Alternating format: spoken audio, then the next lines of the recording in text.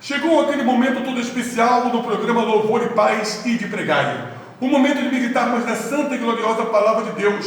Hoje conosco o pastor Fábio Viana, do Ministério Evangelismo Internacional. Quero pedir a sua ajuda em evangelizar através do canal Marcelo Mesquita e de Pregai. Ao receber esse vídeo, se inscreva no canal, toque no sininho, deixe o seu like e convide mais pessoas a também se inscreverem no canal Marcelo Mesquita e de Pregai. Pastor Fábio Viana e a mensagem da Palavra de Deus. Glória ao nome do Senhor Jesus. A paz do Senhor, amados e queridos irmãos da Rádio Chiquinai, do canal Marcelo Mesquita de Pregai. Estamos aqui com alegria mais uma vez para transmitir a palavra do Senhor Jesus. Todos os ouvintes, mandei o link para o pessoal do grupo. Tem gente de Goiás ouvindo, gente de todo o Brasil. Saúde os irmãos com a paz do Senhor Jesus. Vamos ler a palavra de Deus, amados irmãos, que Deus colocou no meu coração nesta tarde. Diz assim, Atos dos Apóstolos, capítulo 15, que diz assim: depois disso voltarei e reedificarei o tabernáculo de Davi que está caído, levantá-lo-ei das suas ruínas e tornarei a edificá-lo, para que o resto dos homens busque ao Senhor e todos os gentios sobre os quais meu nome é invocado, diz o Senhor que faz todas as coisas. Aleluia. Amados irmãos, ao deparar com esse texto bíblico aqui, eu fiz uma verdadeira viagem na palavra. Porque, irmãos, louvado seja o nome do Senhor, aqui Pedro, Tiago, João vão estar no embate, contra os judaizantes, aqueles que queriam judaizar o Evangelho, Eles afirmavam que para ser salvo teriam que guardar a lei, teriam que guardar, teriam que ser circuncidados. E por isso Tiago, ele solta essa palavra que está escrito em Amós 9, verso 11. Ao me deparar com esse texto, amados irmãos, que Deus ia chegar um tempo que ia reedificar novamente o tabernáculo de Davi que estava caído, eu já tinha lido outras vezes, mas nunca tinha parado para meditar. Eu fui buscar o fundamento desta palavra, amados irmãos, aleluia. Que tabernáculo de Davi é esse? Para voltar a entender o que era o tabernáculo de Davi, eu tive que voltar lá no livro de Samuel, onde Davi ele traz a arca de volta, e constrói ali um tabernáculo. E para entender por que Davi pegou a arca de volta, eu tive que voltar lá em Eli, no livro de 1 Samuel, capítulo 4, quando a arca é levada pelos filisteus. Aleluia, E para entender a importância da arca no meio de Israel, eu tive que voltar lá em Moisés, quando Deus manda ele construir o tabernáculo, o livro de Êxodo. E meditando nisso, amados irmãos, louvado seja o santo nome do Senhor Jesus Cristo, eu entendi uma coisa muito tremenda. Em primeiro lugar, irmãos, livro de Hebreus capítulo 10, verso 1 vai dizer que tendo a lei não a imagem exata das coisas, mas a sombra das coisas que haveria de vir. Ou seja, a lei ela não é a imagem exata das coisas, mas uma sombra daquilo que haveria de vir. Em Hebreus 12 vai dizer que todas as coisas da lei são sombras, mas a imagem exata é Cristo. Nós não estamos mais nas sombras, mas na imagem exata. E a imagem de todas as coisas é Cristo. Aleluia. Se nós então se nós olharmos toda essa questão da arca, do tabernáculo de Davi, etc., com um olhar de Cristo, que é a imagem exata, nós vamos ter revelações surpreendentes. Então nós vemos que Deus mandou Moisés construir um tabernáculo, e dentro do tabernáculo, esse tabernáculo dividia-se em 3 partes, que era o lugar, o ato exterior, o lugar santo e o santo dos santos. O ato exterior tinha a luz natural das coisas, onde queimavam-se os sacrifícios. O lugar santo é onde tinha castiçais, a mesa da preposição, que não é o caso agora, que o castiçal já é uma outra pregação, aleluia. E no lugar santo dos santos, onde tinha um véu separando os demais, onde só entrava o sumo sacerdote uma vez por ano com sangue, estava ali a arca da aliança que Deus mandou Moisés fazer. Naquela época, irmãos, a arca simbolizava aonde estivesse a arca, estava também a presença de Deus. Claro que a arca é uma figura daquilo que haveria de vir. A arca é uma imagem de Cristo, que é a imagem exata. Como assim uma imagem de Cristo? Muito bem, a arca era feita de ouro, puro, e de madeira de cetim, que é uma madeira incorruptível. Ali fala a madeira incorruptível, fala da humanidade de Cristo, que Cristo ele é humano, é homem, mas é incorruptível, nunca pecou. Aleluia. E o ouro, irmão, fala da divindade de Cristo, que ele sendo homem também é Deus. Aleluia. Já a tampa da arca, que é chamada de um propiciatório, onde o sumo sacerdote entrava uma vez por ano e aspergia o sangue, onde tinha 12 querubins, aleluia, é onde Deus estava e se apresentava para falar com Moisés. Aleluia. O propiciatório também aponta para a obra de Cristo, que nos propiciou, tirou nossos pecados com o sangue do Cordeiro. Aleluia, né? Tanto que quando Jesus morre naquela cruz, aleluia, aquele véu rasga do alto para baixo, não de baixo para cima, porque não era uma obra humana, veio de cima para baixo, aquele véu se rasgou, dando a entender que agora o homem que não tinha acesso, agora tem acesso a Deus através de Cristo. Aleluia. É isso que diz no livro de Hebreus, quando fala que o Senhor, Ele rasgou o véu pela sua carne, nos dando acesso a Deus. E agora, com essa esperança da alma, com essa esperança, nós temos uma âncora da alma que penetra onde? Até o interior do véu, onde Cristo está sentado, se tornando sumo sacerdote da nossa confissão, segundo a ordem de Melquisedeque. Segundo a ordem de Melquisedeque, já é uma outra pregação que nós temos de falar aqui. Aleluia. Mas é um sacerdócio eterno, não temos mais mediadores. Daí é que Jesus, ele vai causar problema com os fariseus. Por quê? Porque uma vez que Jesus vai dizer que Ele é o caminho, que Ele é a verdade, que Ele é a vida, que o seu sacrifício vai salvar o homem dos pecados, que Ele vai libertar o homem dos pecados, os fariseus e saduceus veem um problema nisso, porque eles vão pensar, para quem então nós vamos servir? Porque até então eles eram detentores da religião, eles queriam que as pessoas ficassem na mão dele, fosse ter eles, e eles colocassem o seu jugo pesado sobre as pessoas, e Jesus veio para libertar. Então, irmãos, voltando aqui para a arca, aleluia. Então, aquela arca nós vemos que é Cristo, a imagem de Cristo, da sua obra da cruz, aleluia. Então, irmãos, aonde essa arca estava, os querubins fazem o que ali? Eles fazem o testemunho de que o sacrifício foi aceito, que o perdão foi expiado. Vamos lá que abrir um parêntese, irmão Marcelo Mesquita, irmãos que estão vendo. Para você ser perdoado no passado, ter sua culpa tirada, sua culpa coberta, aleluia, né? Aquele sangue era aspergido, você levava um cordeiro, por exemplo, né? E o sumo sacerdote, ele examinava o cordeiro, ver se tinha defeito. Se o cordeiro não tivesse defeito, o sacrifício foi aceito. Então, você levava ali aquele cordeiro, e ele examinava ver se o cordeiro tinha defeito. Ele não examinava você, a pessoa que estava levando o sacrifício, mas examinava o cordeiro, aleluia.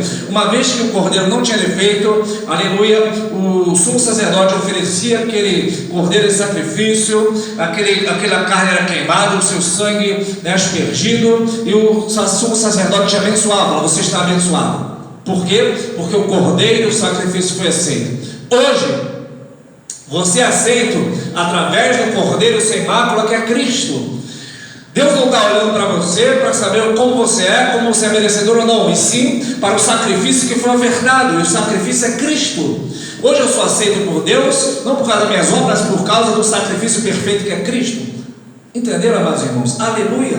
Então ali estava a arca da aliança. Então onde a arca ia tinha vitória. O que aconteceu? Eu vou começar a correr aqui e resumir. Aleluia. Aquela arca, para onde ia, a vitória era certa. Tinha uma guerra ali, leva a arca, aleluia. Então Deus dava a vitória. O que aconteceu nos dias de Eli foi que depois de Moisés, depois de Josué, nos dias do sacerdócio Eli, os seus filhos andavam em pecado, né? Os seus filhos andavam em prostituições, levavam a obra de Deus de qualquer maneira, e na hora da guerra, aleluia, eles falaram assim: temos uma guerra contra os filisteus, vamos levar a arca, aleluia. E eles levam a arca para a guerra, aleluia, e eles perdem a guerra, os filhos do sacerdote ele morrem, aleluia, a arca é levada em cativeiro pelo povo filisteus. Aqui começa a palavra onde nós lemos, aleluia. E o que vai acontecer, amados e queridos irmãos? Deus mandou praga sobre o povo filisteu. Os filisteus botaram rapidamente um sacrifício, a arca sobre, aleluia, né? Sobre o carro de bois. Aquela arca foi devolvida, aleluia. E em Bet-Semes, o povo viu aquela arca, se alegrou muito. E o povo, quando viu aquela arca, amados irmãos, eles abriram a arca para ver o que tinha dentro. Um grande erro, aleluia. Eles tiraram a tampa, que é o propiciatório, e morreu cerca de 50 mil pessoas. E por que morreu 50 mil pessoas? Só porque olharam para a arca. Porque lembra que eu falei que a tampa da arca significa, o propiciatório significa o sacrifício de expiação de Cristo? Dentro da arca estavam as tábuas da aliança, que significa lei. Paulo vai dizer que a lei é o ministério da morte, o ministério da condenação, porque não trouxe salvação para ninguém. Então, uma vez que você tira Cristo, você morre. Aleluia. Tirou Cristo da sua vida, a morte é certa. né? Se você quer se justificar também pelas suas obras, você está trazendo morte para a sua vida. Por quê? Porque pela graça nós somos salvos, mediante a fé, isso não vem de vós, é o dom de Deus, não vem das obras, que ninguém se glorie. Paulo vai dizer em 2 Coríntios capítulo 3, que se o ministério da morte, gravado em pedras, veio em glória, muito mais excederá em glória o ministério da justiça. Se o ministério da condenação, gravado em pedras, veio em glória, muito mais excederá em glória o ministério de Cristo. O que Paulo diz em 2 Coríntios capítulo 3? Que o ministério de Moisés é o ministério da morte, porque a lei não veio para salvar ninguém, mas apontar como o homem é pecador. Aleluia. Então tiraram a expiação, morreram, aleluia. Então naquele momento ali, botaram a arca na casa de Abinadab, e Abinadab fica com a arca cerca de 20 anos, abre parênteses, e não aconteceu nada na casa de Abinadab, mas depois a arca ficou na casa de Obed-edom por 3 meses, e Deus abençoou grandissimamente. Aleluia. A presença de Deus pode estar na vida de alguém, aquela pessoa não ser abençoada. Já na casa de Obed-edom, 3 meses, já houve uma diferença. Aquele homem era pobre, miserável, quase um mendigo, e Deus começou a abençoar toda a sua casa. Tanto é verdade que quando a arca sai da casa de Obed-edom, ele fala: agora eu vou seguir a arca. E a Bíblia vai relatar que ele está nas turmas dos levitas que passam a adorar ao Senhor. Ou seja, aonde a arca for, eu também irei. Onde tem a presença, eu também irei. Aleluia. Já na casa de Abinadab não foram abençoados porque desprezaram a presença. Aleluia. Valorize a presença. E aqui, amados irmãos, o que vai acontecer? Depois de 20 anos, Davi entra para rei, aleluia. Ele é coroado como rei, estou aqui resumindo. E o que vai acontecer? A primeira coisa que Davi faz é dizer: vou tornar a trazer a arca de volta, que Saul não buscou nos seus dias. Aleluia. A primeira coisa que você deve fazer quando está fazendo a obra do Senhor, pregando, evangelizando, fazendo qualquer empreendimento, é fazer como Davi: vou buscar a face do Senhor. Aleluia. Muitas pessoas são como Saul, elas têm toda a sua obra, toda a sua trajetória, mas não buscam o Senhor. Aleluia. E Davi fala: vou buscar a arca. E ele pega a arca e ele copia o modelo dos filisteus, fazendo carro de bois. Na verdade, a arca deveria ser carregada por levitas, e ele bota no carro de boi, copiando o mundo. Nós não devemos copiar o mundo. E o que vai acontecer? Aquela arca vem, quando chegou na eira de Quidom, a arca, os bois prendem, na eira, aleluia, e os bois começam a tropeçar. E Uzá, a Bíblia diz que Uzá vinha, ali comandando o carro, e Aiô, seu irmão, os 2 filhos de Abinadab, vinha conduzindo aquele carro. Aiô significa fraternal, o mesmo nome para a igreja de Filadélfia, amor fraternal. E Uzá significa força do braço, força do homem. Guarde isso, aleluia. E a Bíblia vai dizer então que Uzá, ele estende a mão para segurar a arca, quando a arca vai cair, e ele morre. Aleluia. E Davi fica muito triste. Então a arca então depois está na casa de Obed-edom. Muito bem. As pessoas, elas dizem: cuidado, não toque na arca. Escuta isso, irmãos, aleluia. Escuta isso, que isso é revelação da palavra de Deus, que eu não aprendi com ninguém, o Espírito Santo me ensinou. As pessoas dizem: não toque na arca, que você pode morrer. Eu te pergunto: que arca é essa? Que as pessoas colocam na frente da igreja, mas aquilo ali é mentira, aquilo é só um caixote de madeira. A arca mesmo, se tocasse hoje, ela nem está mais na terra, ela vai aparecer em Apocalipse, ou seja, Deus escondeu ela no céu, porque se ela estivesse na terra, sim, você poderia morrer, mas a arca aponta para Cristo, e Cristo é o contrário. Acontece a inversão: quando você toca em Cristo, em vez de você morrer, você vive. Aleluia. A mulher do fluxo de sangue, ela disse: se eu totalmente tocar nas suas vestes, eu não vou morrer. Ela não disse que ia morrer, ela disse que ia ser curada. Aleluia. Então o que é que Deus quer isso? Quer com isso, já que a arca aponta para Cristo, que você toque nele e receba a vida. As pessoas dizem assim: cuidado para não tocar a arca, não toque. Eu já vi uns picaretas, irmãos, na internet, falando assim: vem aqui na minha igreja, você vai tocar na arca e vai receber a sua. Mentira. Aleluia. A arca é Cristo e seu sacrifício. Aleluia. Claro que se você abrir aqui um parênteses, que você vai lá para os filhos de Arão, agora eu esqueci até o nome deles, aleluia. Eliú, esqueci o nome do outro. Nadab, e Nabiú, Esses dois, o que vai acontecer? Existia uma lei, como está na palavra até hoje, que Deus, quando ele manda Moisés levantar o tabernáculo, Deus manda fogo, e Deus acende o fogo do altar. E Deus dá uma ordem, Levítico 6, que uma vez que Deus acendeu aquele fogo, o fogo arderá continuamente sobre o altar e não se apagará. Não podia apagar. Deus só acendeu e cabia o sacerdote. Todo dia pela manhã, tirar a cinza, acender de novo o altar, aquele fogo tinha que estar ali. Aquilo era a fonte. Daquele fogo se acendia o castiçal, acendia os sacrifícios, acendia o incensário. Então tinha que ir lá naquele fogo que Deus mandou do céu. Aleluia. Aquele fogo foi enviado por Deus. Aleluia. Aquele fogo consumiu os sacrifícios. Aleluia. O que vai acontecer? né? Nadab e Abiú. O que vai acontecer com eles? Chegou a vez deles de acenderem lá o incensário, e eles pegam um fogo estranho. Em vez de eles irem lá com fogo que Deus acendeu mandando do céu, eles pegaram qualquer fogo e falaram assim: não, vamos pegar qualquer fogo aqui e vamos acender aqui, tá bom para Deus. E não é assim, né? Não é bem assim.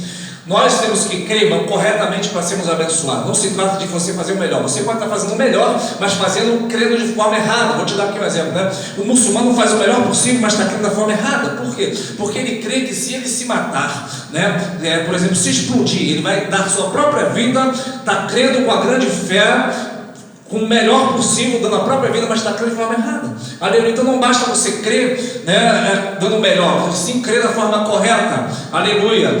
O erro dos filhos de Arão não foi ofertar só o fogo estranho, mas sim, para trazendo para nós, não significa hoje que você... O que é o fogo estranho? Vamos resumir. O que é o fogo estranho? Aleluia.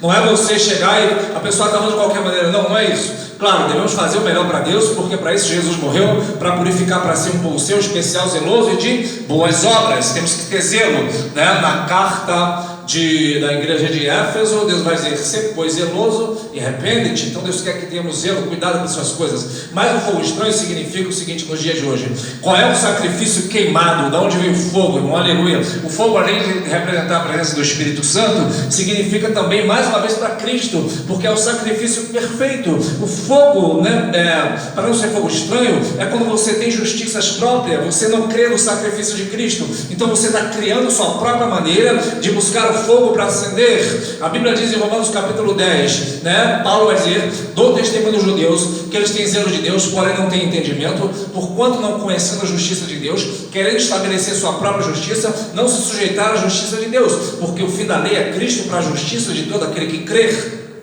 O que Paulo está dizendo? Que se você estabelecer sua própria justiça, você tira Cristo. Lembra? Tirou o propiciatório, está na lei. Paulo vai dizer, né, que aqueles que se justificaram pelas obras da lei, eles tinham caído. O que é cair? Porque a lei é uma melhor promessa, né? Ela está acima, então você cai para a lei e justiça própria. Então em Romanos capítulo 10 vai dizer que os judeus tinham zelo. Não adianta você ter zelo se não tiver entendimento. Aleluia. Eu gosto de ir no monte orar, eu gosto de jejuar, né? Sou crente pentecostal, mas eu não creio que nada disso traz justiça a não ser o sacrifício de Cristo. Ele é o fogo aceso, da onde eu tenho que me inspirar para acender a minha chama. Aleluia. Quando havia 2 discípulos no caminho de Emaús, aleluia, o Senhor abriu a palavra, e o Senhor Jesus, ao abrir a palavra, eles não reconheceram Jesus, mas lá na frente disseram: porventura o nosso coração não estava pegando fogo, não estava ardendo a chama em nosso coração quando ele abria a palavra? Aquilo que acende a chama verdadeira, e o fogo verdadeiro é aquilo que vem da palavra do Senhor, e Jesus é a palavra. Aleluia. Então não se trata de você falar assim: se você fizer a coisa de qualquer maneira hoje, né, você fala assim, a Bíblia diz em Jeremias: maldito aquele que fizer a obra relaxadamente, né? A Bíblia diz isso. Mas hoje, para aquele que crê em Cristo, não há maldição nenhuma do Antigo Testamento, pois Gálatas capítulo 3 verso 10 vai dizer que Cristo nos resgatou da maldição da lei, se fazendo maldição por nós, né? Porque está escrito: maldito todo aquele que for pendurado no madeiro. Pelo contrário, os que são da lei estão debaixo de maldição, pois a Bíblia diz que maldito todo aquele que não permanecer em tudo que está escrito no livro da lei para fazê-las. Ou seja, o que Paulo está dizendo? Que aquele que está debaixo da lei está debaixo de maldição, porque ele não vai conseguir guardar todos os 612 mandamentos da lei. Então, se ele guardar um mandamento e não guardar os outros 611, ele está debaixo de maldição. Já ao contrário, aquele que são da fé, Paulo vai dizer que os que são da fé são benditos com crente Abraão. Se você tem fé, tu é bendito. Você pode dizer aleluia? Então, amados irmãos, o que significa hoje fazer a obra de qualquer maneira? Significa simplesmente que Deus não vai receber. Aleluia. E mais na frente você vai prestar conta com Deus. Eu te provo isso pela palavra, né? A Bíblia diz que João, Tiago e Pedro foram a Samaria preparar uma pousada para Jesus. E chegando lá, irmãos, eles não quiseram receber Jesus. E Pedro, Tiago e João falaram para o Senhor: Senhor, queres que oremos como fez Elias, que mande fogo e queime, mate toda essa cidade inteira? E Jesus diz: vós não sabeis que espírito sois, porque o Filho do Homem não veio para destruir as almas do homem, mas para salvá-las.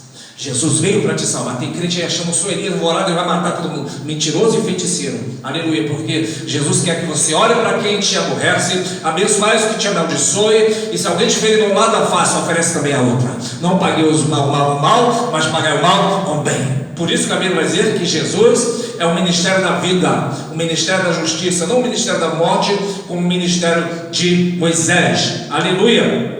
Então, meus irmãos, o que vai acontecer ali com Uzá e vai acontecer também com os filhos de Arão significa fogo estranho. Não confiam na justiça de Cristo, justiça própria. É o caso dos espíritas que acreditam que vão ser justos porque praticam a caridade, porque fazem o bem para o próximo. Aleluia. Nós somos justos porque o justo morreu por nós. Aleluia. 2 Coríntios 5:21 vai dizer que aquele que é Jesus, que não conheceu o pecado, se fez pecado por nós, para que nele fôssemos feitos justiça de Deus. Aleluia. Jesus não pecou, mas se fez pecado ao carregar o meu pecado. Por isso eu sou justo, porque o justo morreu por mim. Jesus, irmãos, guarde isso, é o nosso representante legal diante de Deus.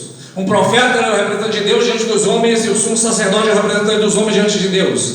Quando Deus ele olha para nós e a ira de Deus está sobre a terra, a Bíblia diz que aquele que tem um filho tem a vida, quem não tem um filho quem não tem um filho não tem a vida, mas a ira de Deus sobre ele permanece. O que a Bíblia está dizendo? Que o mundo está sobre a ira de Deus. Mas o que vai acontecer? O mundo está sobre a ira de Deus, mas aquele que tem o Filho de Deus, a ira foi aplacada em Cristo. Aleluia! Se nós fomos abençoados, amados, perdoados, sendo nós ainda pecadores, muito mais agora, sendo justificados pelo seu Filho, seremos salvos da ira. A ira de Deus está vindo, mas não sobre a igreja. Aleluia! A igreja é justificada, ela é limpa, é lavada por causa do justo. Aleluia! Aí a pessoa vem aquele fariseu: ó Senhor, nós não somos como os demais homens, dou o dízimo de tudo, jejum 2 vezes por semana, não sou como esses demais homens. Aleluia. E ele desceu, pecador ainda, mas o pecador disse: Senhor, tem misericórdia de mim, pecador.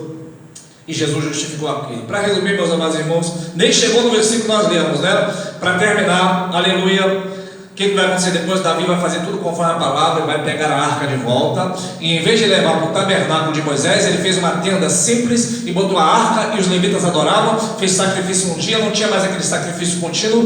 Davi era um homem à frente do seu tempo, isso aponta para o sacrifício de Cristo. Um sacrifício só e está consumado, aleluia. Não é mais meu sacrifício, não é mais meu esforço, não é tua obra, não é tua justiça própria. O próprio profeta Isaías vai dizer que a nossa justiça é como um trapo da imundícia, não serve para nada, aleluia. E se você diz: eu sou indigno, que bom, porque Jesus veio salvar pecadores, aleluia. Ele veio para pecadores, aleluia. Então a Bíblia diz que Davi fez esse tabernáculo, e Tiago ele vai dizer que Deus vai tornar a levantar o tabernáculo de Davi que está caído. Deus vai tornar a levantar uma igreja que adora, cujo centro da mensagem é Cristo, cuja arca, que significa Cristo, está ali acessível a todos. Não tinha mais uma cortina. Quando Davi coloca a arca no seu tabernáculo, Davi coloca a arca e diz: todos somente adorem, aleluia. Está consumado, você não precisa fazer nada, somente crer. O que eu preciso fazer então? Crer. Paulo nunca disse: faça isso, faça aquilo. Paulo disse: creia.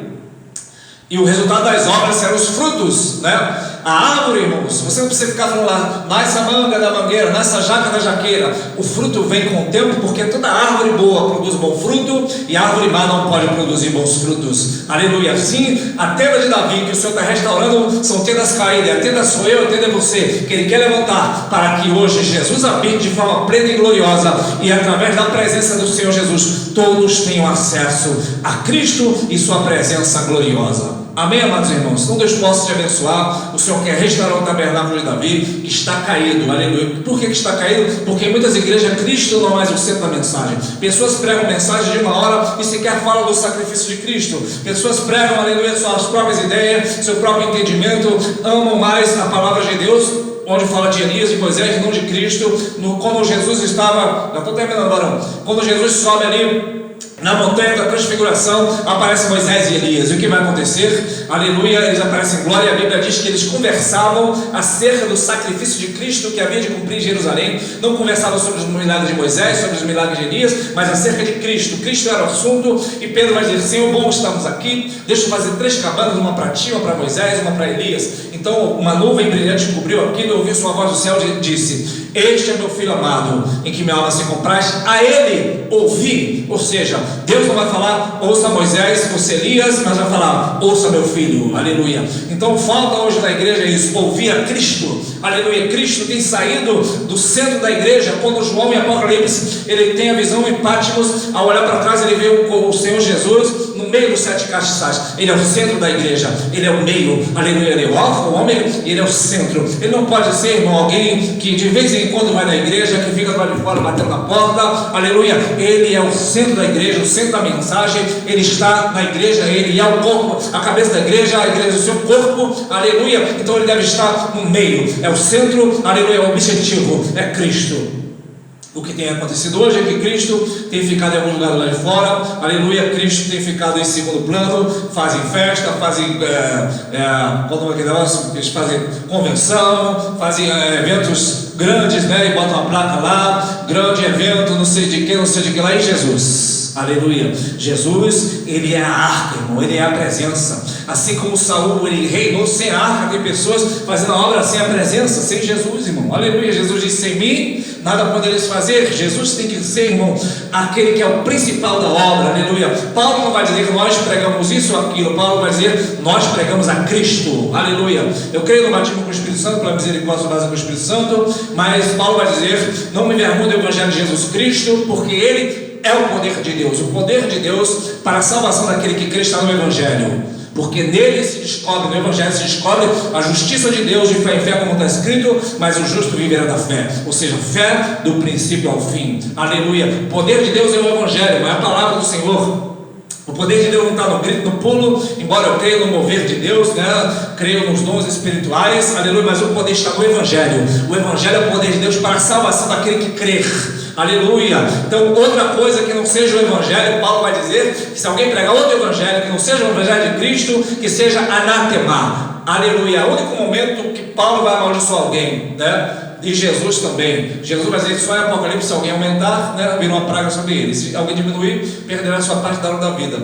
Mas Paulo vai dizer que se alguém, isso é muito grave, irmão, pregar outro evangelho, aleluia. Ah, faz isso, faz aquilo outro, que Jesus vai dizer: ei, Jesus já te aceitou por causa do sacrifício dele, aleluia. O que nós fazíamos no mundo quando bebíamos, como usávamos drogas, nos prostituíamos, que fomos na igreja e Jesus simplesmente estendeu a mão e falou para nós: teus pecados já foram perdoados. Eu te provo isso na palavra, né? A Bíblia vai dizer no livro de Jeremias, e também em Hebreus, que no Antigo Testamento, irmão, tinha uma maldição que dizia assim: que Deus é o Deus zeloso que visita a iniquidade do pai nos filhos até a 3ª e 4ª geração, não é isso? Mas no Novo Testamento a Bíblia diz que eis que vem um tempo que farei uma nova aliança com o caso de Israel e com o caso de Judá, né? Escreverei no seu entendimento, no seu coração as minhas leis, aleluia, perdoarei os seus pecados e das suas iniquidades não me lembrarei mais.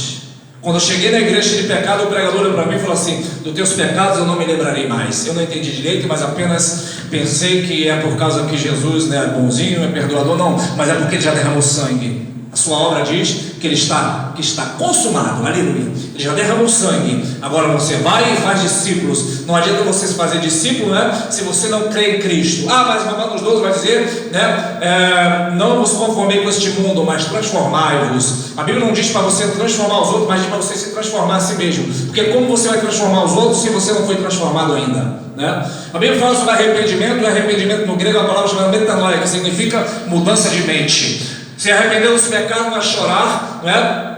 Não é você ficar ali se lamentando. Se arrepender significa mudar de mente, aleluia. Arrependimento que a pessoa não muda no arrependimento. Nós vemos nas igrejas hoje pessoas que vão lá na frente, recebem a palavra, falam que quer receber Jesus, mas no outro dia ela está recebendo Jesus de novo, no próximo culto e também no próximo. Significa que não houve arrependimento. Arrependimento verdadeiro é aquele que produz mudança de mente. Então mude, aleluia, seja cheio da presença, carregue a arca em si, e aonde está a presença você vai. Jesus disse: aonde eu estiver estará meu servo, e ali também, né, estará o meu servo.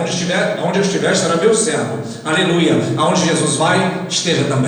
Amém? Deus te abençoe em nome de Jesus. Que fique com essa palavra. Deus vai restaurar este tabernáculo que somos nós, em nome de Jesus.